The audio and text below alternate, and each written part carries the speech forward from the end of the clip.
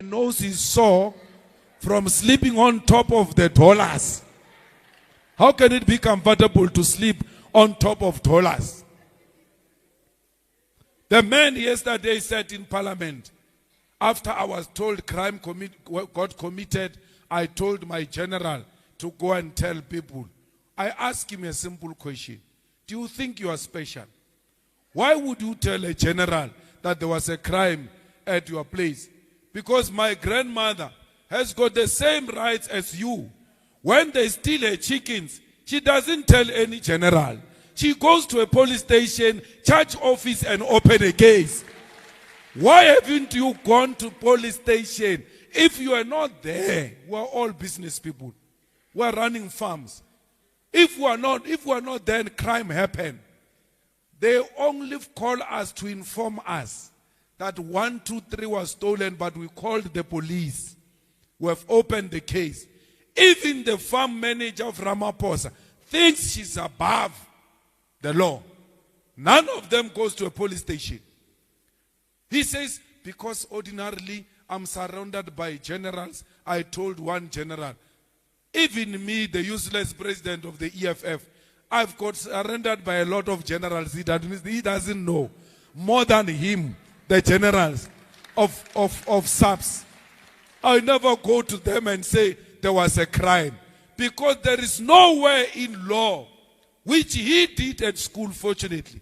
He's a law graduate. Law 101. They never said to him, this is how you open a case. You tell a general next to you.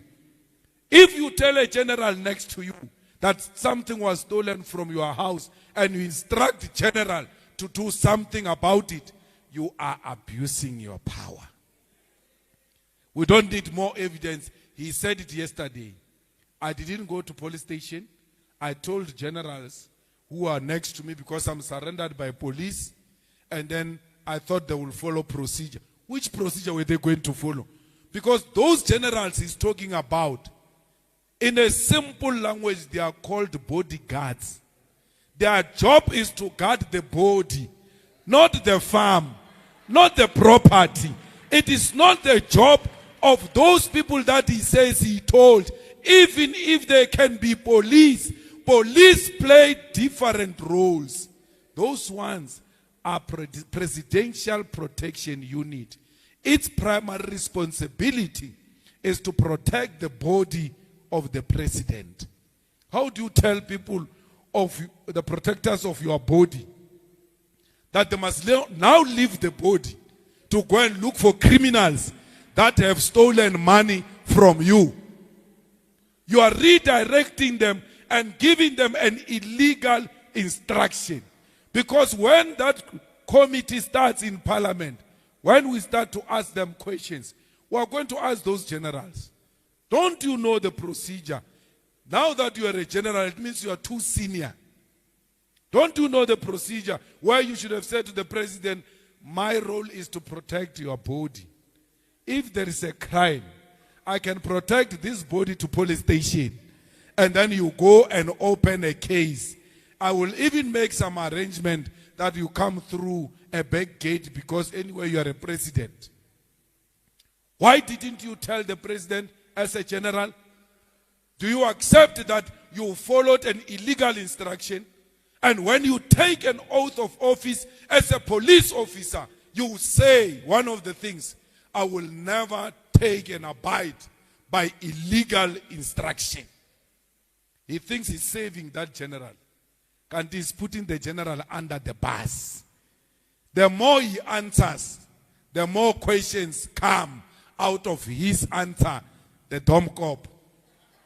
Because I told him yesterday that this thing that you go around telling people that you are a lawyer, it's not true. You must leave it. You are not a lawyer. You are a law student graduate. There is a difference.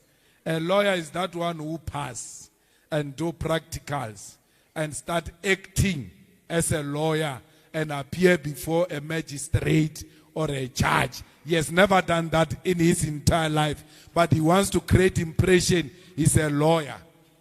So, we want him removed. He has broken his oath of office. He has brought that office into disrepute. More than anything else, he continued to do business when his oath of office said, the state president will not do any other business except that of being a president of the Republic of South Africa. When he started as a president, he said he left all his interest in a blind trust. Yesterday he said, no, I didn't leave them in a blind trust. I don't have a blind trust. I continued. I sell cattle. I sell buffalo that looks like him and things like that. So it means this job of a president is a peace job. He's got a full-time job somewhere. That alone puts him in another trouble. Why do you go and do another job when you have signed, when you are taking an oath of office that I will protect the Constitution and I will not allow and accept any job outside my responsibility as a president of the Republic of South Africa? So, comrades, we can't have a crook for a president. We can't have gangster for a president. What he did is gangsterism. Gangsters operate like that. If they take drugs, they hide them inside the sofa. And someone comes and steals those drugs from under the sofa. You can't go to police station and say the drugs are lost. It's illegal goods. He was in a position of illegal goods. That's why he couldn't go to the police station. Because that colonel or warrant officer or sergeant was going to drop the pen when the president gives a statement. And when he says $40 million are stolen from my house, that person is writing this. Dollars. Look what's the president. That's why you can't go to police station and say, my drugs were stolen. But what? Then we must arrest you. So, when they steal drugs from each other, gangsters, they call each other, hey, you didn't see that guy with this type of a head. I saw him that way. He went that way. Come this way. We are going to meet him the other side. That's how they were coordinating each other as police. Bring the chopper, bring the chopper. The other one must go to Mozambique, Namibia. Here at your neighbor. They take a chopper of police and put it on a no man's land without a police case number. They take our police without a case number to go to Namibia and look for criminals who stole from the president. Those police too are in trouble because before they act, they must ask, what is the case number? They always ask us that. We work in the EFF office with gender-based violence desk, with abused women. When we go and say, yeah, there is a woman here who has been raped and police are not helping with anything, they don't say what is the name of the woman. They say, what is the case number? So these ones couldn't ask the most simple thing before they start the chopper of South African police services as to what is the case number? What are we chasing for what?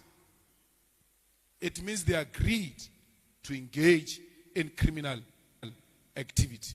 Comrades, you are neighbors of Namibia.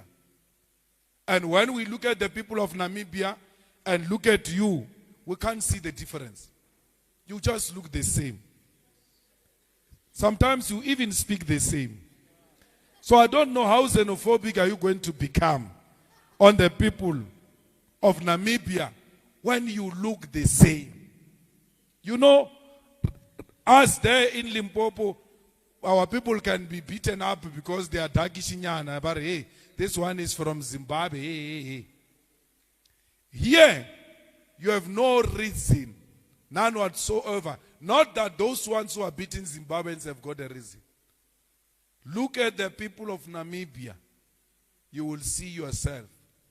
After seeing yourself, you'll ask yourself, what is this fence doing between me and this person?